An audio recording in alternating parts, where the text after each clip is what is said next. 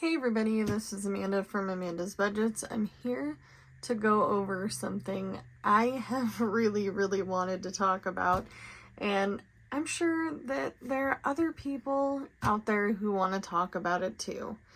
We're here to talk about no spend challenges. We're here to talk about no spend months, where you have literally spent the whole month tracking a calendar or tracking your weekly expenses, and you're not spending any money. I have seen this go from simple and easy to very extreme, and we're going to go over why those things don't work for me. And if they don't work for you, that's okay too, because we're going to go over the real written plan of how things should go. So, if you are new to my channel, my name is Amanda. I am 34 years old. I live in Oregon. I'm an all-cash budgeter. I do cash stuffing, sinking funds, savings challenges, all on a low income. We talk about all things budgeting. We're going to talk about lots of different methods of budgeting, saving money, finances, things that don't really work for low-income people, and things that do work for low-income people. So, if you're new to my channel, welcome.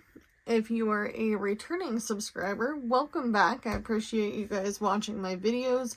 This is something that I've really wanted to talk about for a while now. So, I was talking with a friend who is not involved whatsoever in the budgeting community. However, she was like, I did a no spend month and this was my result. So first she started off with the month of January telling me, I'm going to do a complete no spend month. I am not going to spend anything unless it's on bare necessities. I said, well, do you have a written budget? She's like, well, yeah, I do, but it's loose. I kind of follow it unless something comes up, then I add it to my budget. Okay, well, that works. I get that. Sometimes that works for you. But throughout this no spend month, she's really super proud of herself. And I got to thinking to myself, can I do a no spend month? Would that work for me? Would that help my family overall? And the answer is no. I have tried them in the past. 1 year, my family and I tried to do a low spend year. And at the time I had 2 little kids and myself and my ex. We really did try to do the no spend. The no spend made it really hard because we were not spending money in certain categories, but we were spending money in others. Some of them were just not necessity. The best way to go about a month is to create a budget first. You're going to sit down, you're going to create your budget. You're going to list all of your categories, everything that is a must. And then you can think about the no spend month. No spend usually means no splurging on things that are not in your budget, but I've seen other people go to a complete extreme.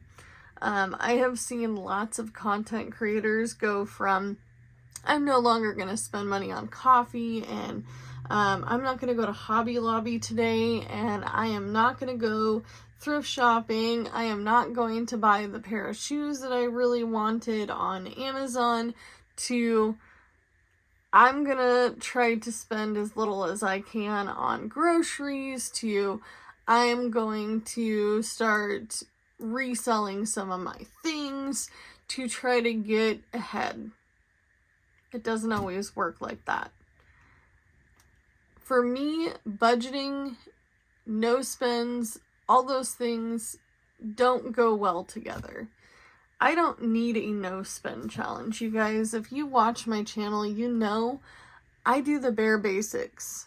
For me, the fun is creating things on YouTube, creating things in Etsy, and sitting down and really busting out some savings challenges. I like savings challenges. I like savings games. However, the no spend challenge always bites me in the butt. Why? Because then I want to go spend money where I didn't spend money all month. So does it really help you if you are one of those people who did the no spend challenge for January and then you decided I saw a post on Facebook in a budgeting group. Yay, my no spend month is over. It's February 1st and I'm going to Burger King. That's what I saw. And then I comment, well, how much did you spend at Burger King? $31 for myself, my husband, and my kid to eat. Okay, do you do that on a regular? Because if you do that on a regular, it either needs to be in your budget or you just need to know the power of no.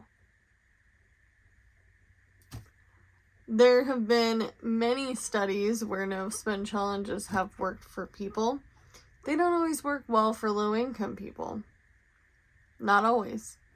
I've had situations where I was lower income than I am now. Things were obviously cheaper then than they are now. And I tried the no spend challenge. I would say it was like summertime, June, July. And the first time I tried this no spend challenge, I failed. This was many years ago. My kids were very little. And I was just like, why am I not doing this right? And I would literally get super upset with myself because I had this calendar that I bought where I was going to literally mark off every day that I didn't spend money. So I kept doing this over and over and over again all summer long. Finally, I had 1 month where I did hardly any spending. So I tried it the next month. And I did well the next month. But I started to realize that I just needed to budget better. I just needed to tell myself, you know what? I'm convinced that I can do this without needing a no spend challenge. That's my challenge to you guys. If you are on a no spend challenge and you are on a no spend year, I challenge you to think about it.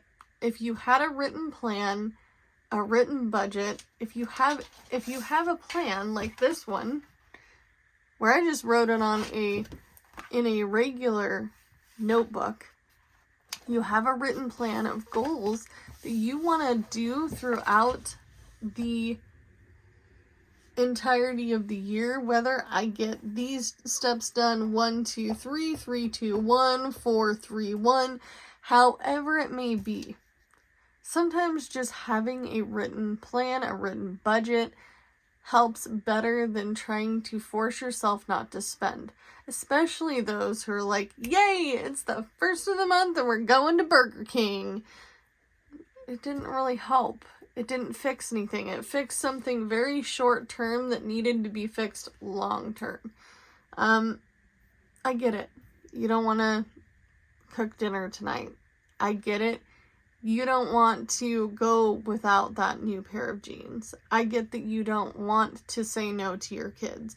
I get that you do not want to miss out on that Starbucks coffee or Dunkin' Donuts coffee with your friend, a couple times a week. I know you don't want to miss out on getting your nails done. By the way, I think these nails are gonna go. But I have a written plan, a written budget. I don't need a no spend. I already don't spend hardly any money anyway. So if you are trying the no spend, you're struggling. I've seen a lot of people talk about it, a lot of, people in social media in general, Instagram, Facebook, TikTok. I'm struggling with my no spend challenge. Well, maybe the no spend challenge isn't for you, and that's okay. It's okay for something to not work for you. It doesn't work for me. If it works for you and you can do it and it fixes things on the short term, That's cool too. But thinking about the big picture and the long term, well, maybe long term, I just need to say no. Long term, I just need to make lunch and bring it to work. Long term, I need to tell my friend, hey, I can't afford to go get an $8 coffee 3 times a week, boo. I'm sorry. I can't. Maybe you need to cancel some of your subscriptions. Canceling subscriptions really helps a lot of people's budgets in the beginning. I don't have any subscriptions other than two that I use for both content creating and my Etsy store. And those are business expenses. I have Netflix and Hulu with the cell phone carrier company that I'm with. If they decided to drop that, I don't care. Bye. I don't watch enough of it for me to cry about it at the end of the day. You know, and there's other ways you can cut down on your bills. Yes, you can cut down on groceries, but don't starve. Starving is stupid. Starving is just stupid. Walk around the store, make a meal plan, learn how to cook. It's simple. Make sandwiches. PB&J, baby. That was one of my staples for the last 2 years. Peanut butter and jelly. I still eat peanut butter every single day. I don't buy coffee out. I make Amanda Saves a Lot of Bucks. And I save a lot of bucks by making coffee at home. And that includes milk and sugar and sometimes creamer, depending on my budget. Depending on how I feel like I deserve to splurge.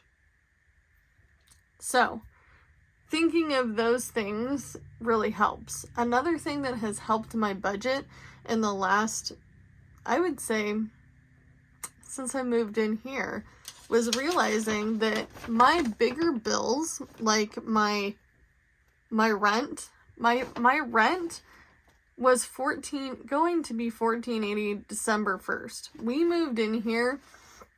Technically, we purchased this house at the end of November. We barely missed having to pay December rent. So I found a way to knock my bigger expenses down. Knock them down. Call your car insurance companies and say, hey, I'm looking for a better rate. What can you give me? Challenge your phone companies.